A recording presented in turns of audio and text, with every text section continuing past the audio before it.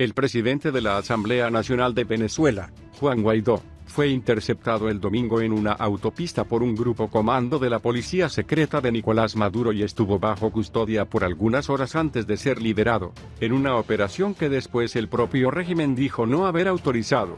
Guaidó, quien según la Constitución tiene la obligación de asumir la presidencia de la República ante una presidencia de Maduro declarada ilegal, luego apareció en el evento público al que se dirigía antes de que su vehículo fuese detenido.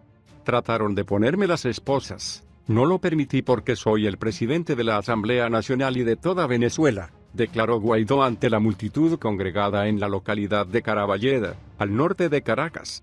La verdad es que no sabían lo que estaban haciendo, me secuestraron.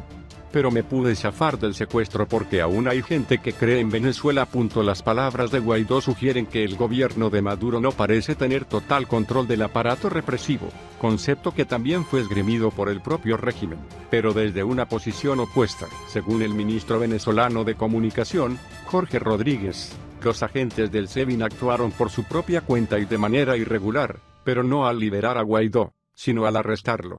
En una declaración al canal estatal VTV, Rodríguez aseguró que la detención del diputado fue un acto unilateral perpetrado por un grupo de funcionarios que están en este momento siendo destituidos y están siendo también sometidos a los procedimientos disciplinarios más estrictos.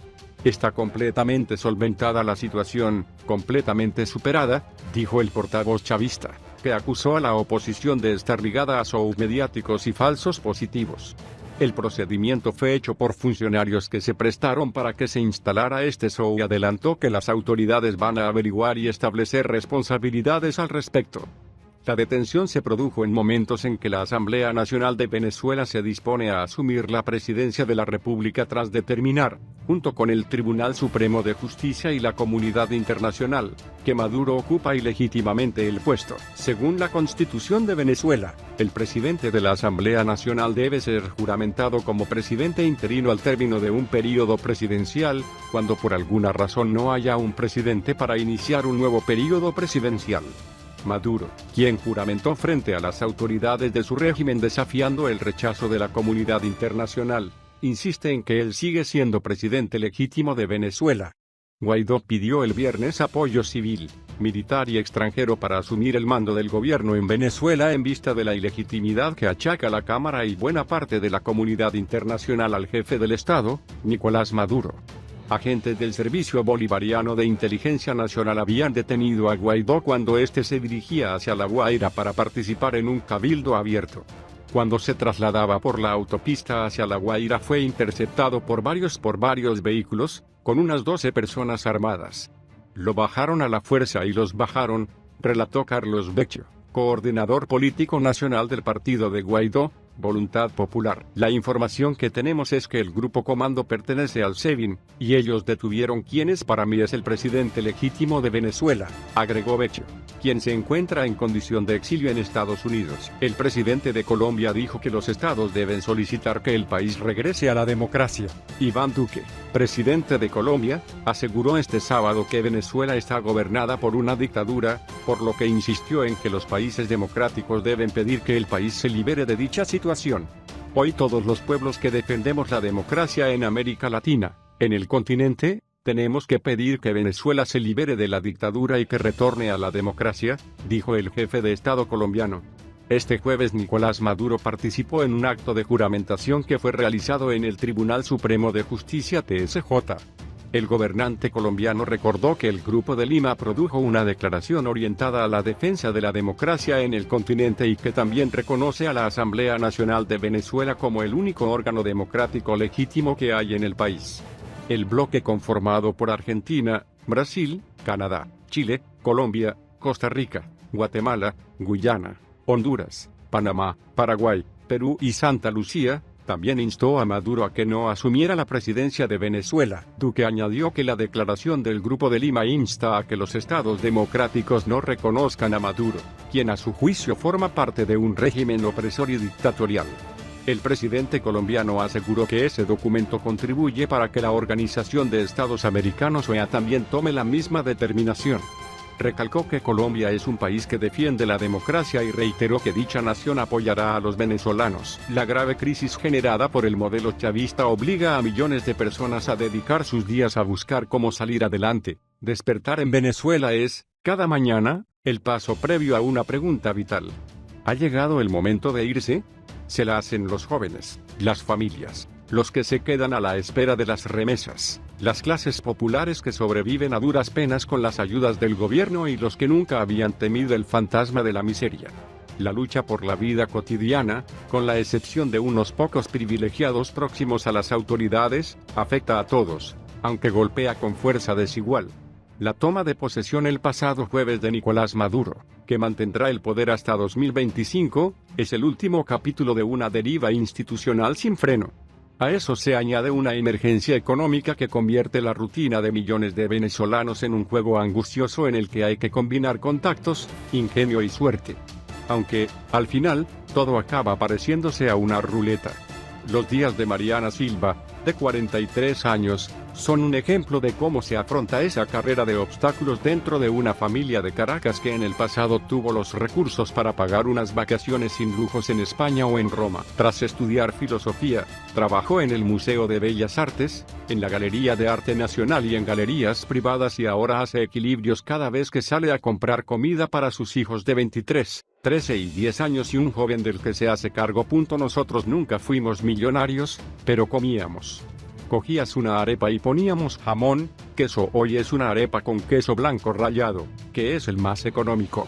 Voy por los supermercados cazando. Sí, por ejemplo, consigo un pescado de esos congelados a precios viejos. Ayer encontré unos filetes a 900 bolívares el kilo, menos de 50 céntimos de dólar, entonces compro 10 paquetes y pasamos 10 días comiendo pescado, relata. En esta casa comer hoy en día un sándwich de jamón y queso es un lujo y no me da pena decirlo. Si consigo pasta a precios regulados, comemos 5 días pasta. Lo más irónico es que a todo esto tengo que dar las gracias a Dios, gracias por un mal vivir. Desde su terraza, en la urbanización de Los Naranjos, se divisa una ciudad que, después de 2 décadas de chavismo, sigue bajo el yugo de la brecha social, pero ahora la inmensa mayoría de la sociedad, tras la desaparición casi absoluta de las clases medias, está más cerca de la pobreza o inmersa en las penurias. Puede permitirse vivir allí porque unos amigos que emigraron le alquilaron una casa por $100 mensuales. A ese gasto suma el colegio privado de sus 2 hijas. En noviembre pagábamos 3.000 bolívares por cada niña, algo más de $1, en diciembre subió a 12.000 y ahora a 22.000 más una cuota $30 por familia. Pero cuando tú ves lo que hace un profesor, que a lo mejor vive en Petare, que se agarra 5 autobuses para llegar a las 7 de la mañana, para pasar tiempo con tus hijos. ¿Qué hace un profesor con 4.500 bolívares al mes? ¿Qué es lo que vale un cartón de huevos? Esa cantidad equivale a un salario mínimo, lo que perciben alrededor del 70% de los trabajadores con empleo formal.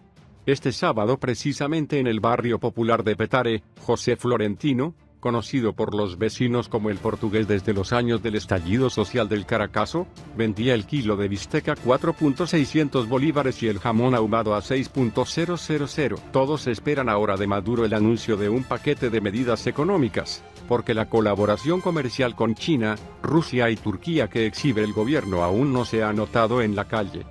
¿De dónde sale el dinero para sobrevivir? En el caso de Mariana Silva, de la venta de algunas de las obras de arte de la familia, su padre fue crítico, del apoyo de los allegados y de unas cenas con ópera en vivo que organiza en su terraza.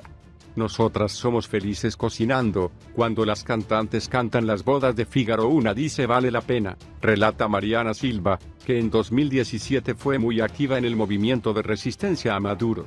Cuando su exmarido dejó su trabajo de bombero, se fue a vivir a Ourense, donde transporta vigas en las obras. Ella no quiere irse como han hecho más de 3 millones de venezolanos, según Naciones Unidas. Lo intentó hace 6 años. Vendió su vivienda e invirtió ese dinero en una casa de subastas en Bogotá. Los gastos la consumieron. A los 3 años me había comido todos mis ahorros. Eso fue en 2014 y yo sabía que Venezuela iba a peor. Los venezolanos no migramos porque no nos gusta el país, porque no nos gustan los venezolanos. Lo hacemos obligados. Esa es la percepción que tenían. El pasado miércoles, los que esperaban para comprar un billete de autobús en la terminal La Bandera de la capital. Irse en busca de oportunidades no es una aventura ilusionante, sino un éxodo forzado, que se emprende a menudo con angustia e incertidumbre. La migración separó familias, afectos que a veces se recomponen en algún país de la región, sobre todo Colombia. Carmen Elisa Rubio, de 45 años, aguardaba con sus 5 hijos para poder hacerse con un pasaje. Su plan era viajar a la ciudad San Antonio, cerca de la frontera, cruzar a pie hasta Cúcuta y llegar finalmente a Medellín, donde su esposo trabaja como herrero.